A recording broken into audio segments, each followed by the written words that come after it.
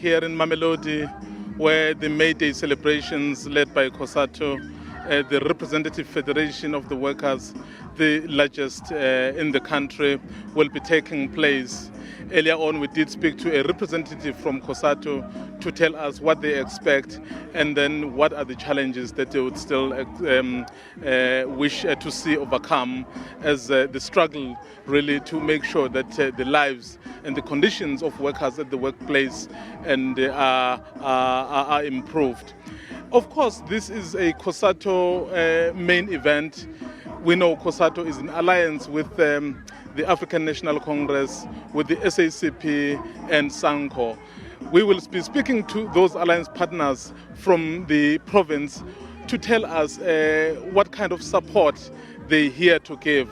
And I have the chairperson of the ANC in Gauteng, Paul Mashatile. I have the chairperson of the SACP in this very region, again, Gauteng, Chris Malemaja, and of course of Sanko, John Pisi. It's going to be a very important day indeed. We know that 3 months from now it's going to be elections. And then let's go to the chairperson of the ANC, who is here, and find out from him this kind of support. What does it mean? Welcome, Mr. Mashatile. Yes, a very good morning. We see you and your alliance partners gathered here on this important day. So what can we expect? What can we expect to hear from you? Well, as you know, today we are celebrating Workers' Day. We are here in full force as the ANC to support the workers as they celebrate May Day. We have always worked with the workers in this country. For many years, we fought battles together for the liberation of the country. So we continue to work with them as we transform this country. We know that workers have scored a lot of victories, 8-hour working day to be recognized, the labor movement to be recognized, and so on. We have always supported them. But the workers organized under COSATU have always supported the African National Congress.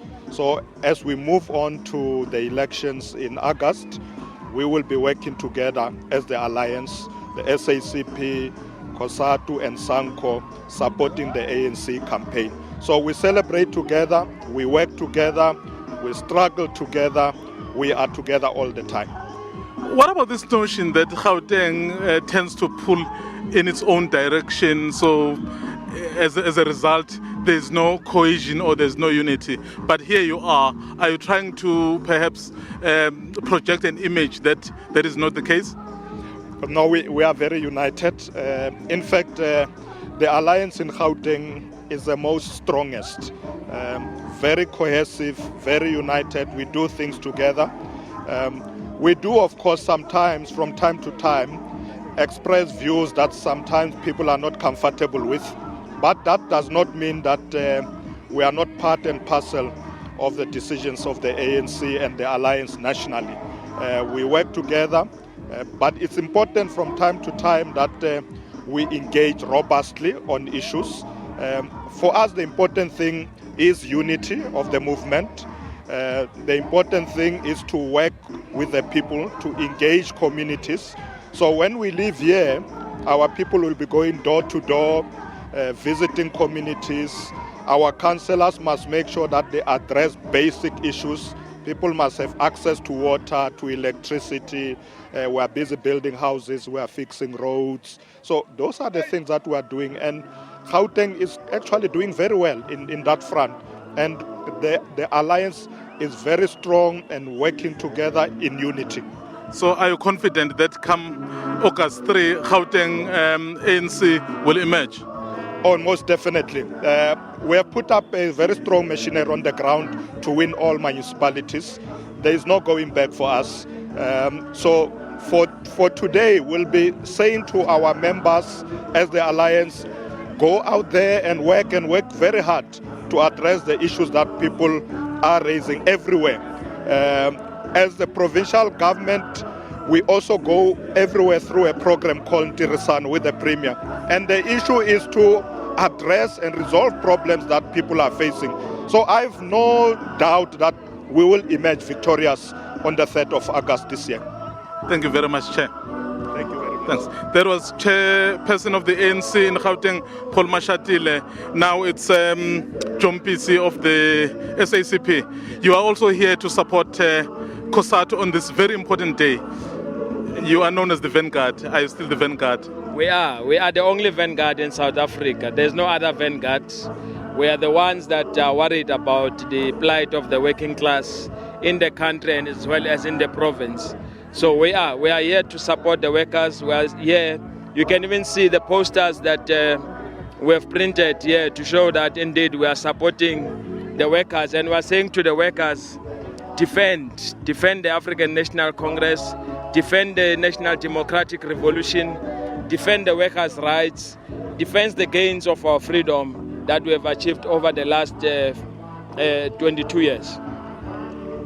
And we see the people are trickling in here, so I can assume that there will also be election theme, given that we are 3 months away from the local government election. Indeed, we can't run away from that. This year is the year of elections, and we're excited that as a united alliance in Gauteng, that's what we are going to do. We have done our work, we have mobilized our people, and we know that definitely the message, it will be to ask them to vote for the African National Congress, because there's no any other party that can deliver better than the African National Congress.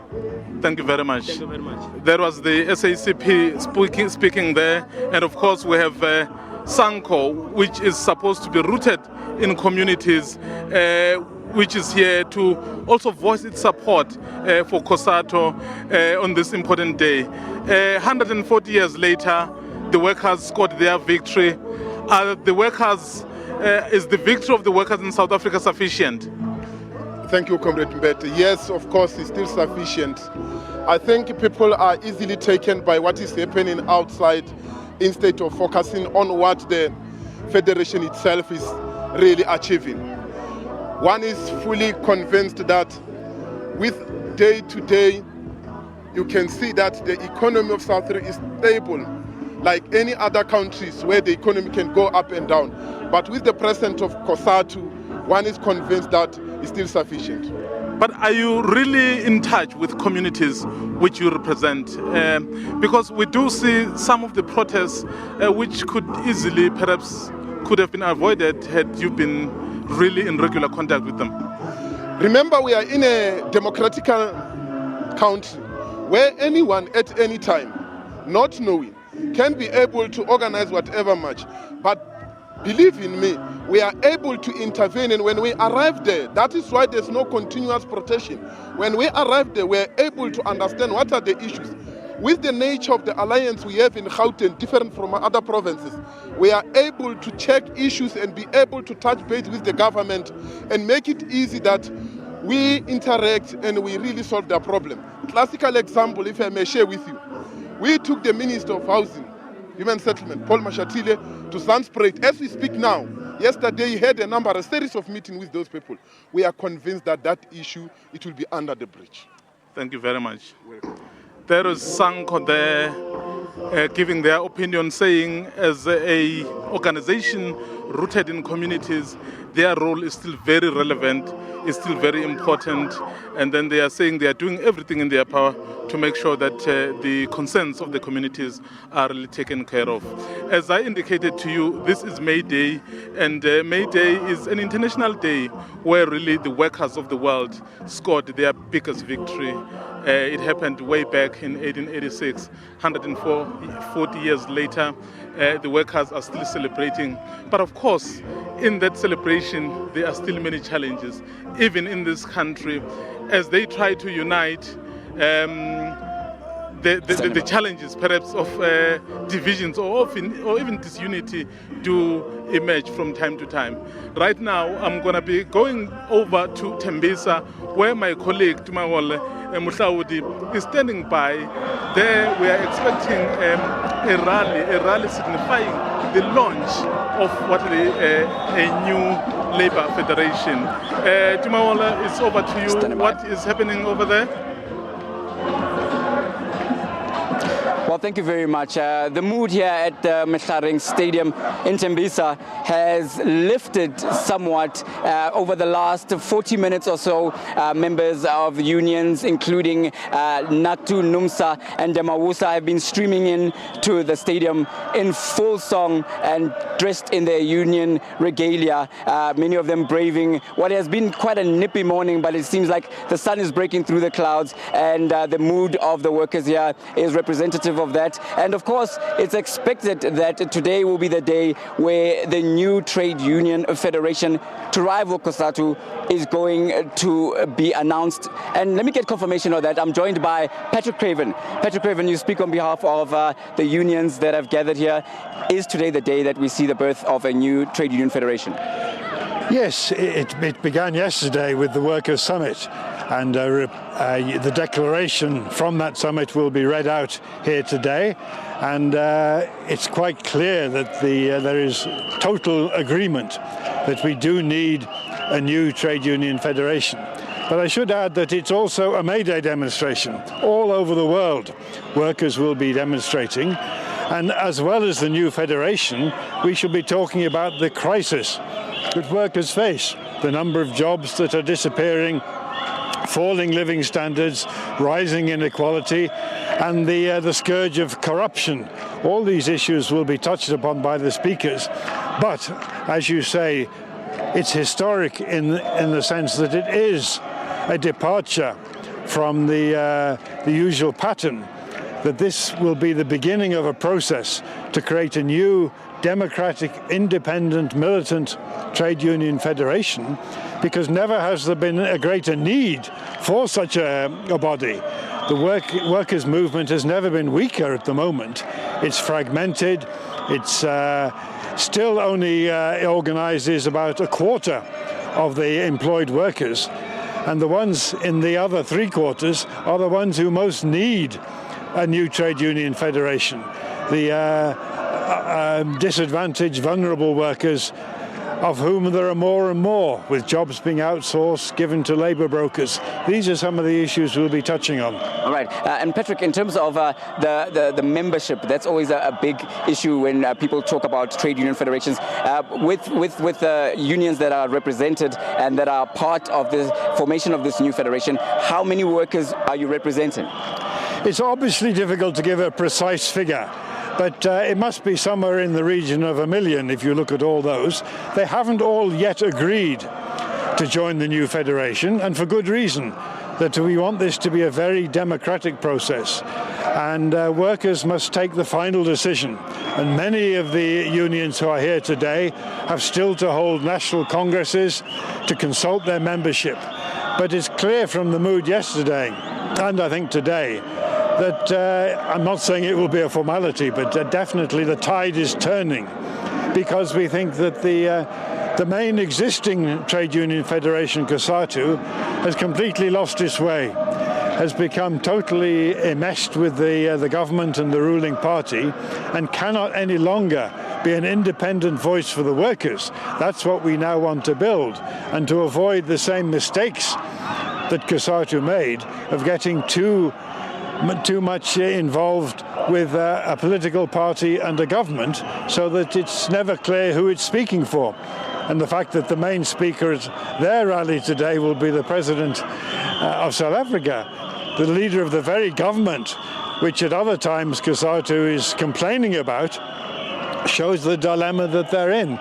That will not happen with this one. We will be a workers' voice, and only a workers' voice. So when you say only a workers' voice, in terms of the mandate and in terms of the political orientation of this proposed federation, does that mean you will be entirely independent and cut away or removed from political affiliation? We'll be independent of any political party. It doesn't mean, of course, that we will not be political.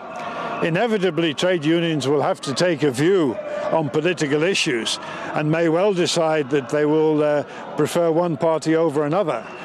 But even if they do that, they still have the right to criticize or even condemn that party if they do not pursue policies which are in the interests of our members and the majority of the people of South Africa. All right, and one last question. In terms of the leadership, we know that Mr. Zwelinzima Mavavi is, of course, one of the most high-profile and has been a voice speaking about the formation of a federation.